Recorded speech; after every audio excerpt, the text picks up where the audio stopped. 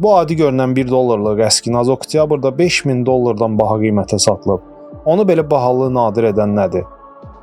Solda olan seriya nömrələrinə diqqət yetirin. İndi isə sağdakı seriyalara nəzər salın. İkisi də K hərfi ilə başlasa da tam fərqli nömrələrlə davam edir.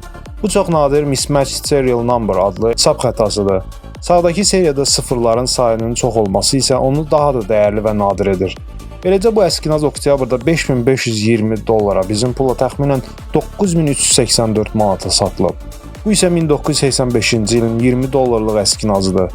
Dünən, yəni martın 3-də təxminən 560 manata satılıb. İlk baxışdan adi 20 dollara bənzəsə də xırda bir nüans onu çox bahalı pula çevirir.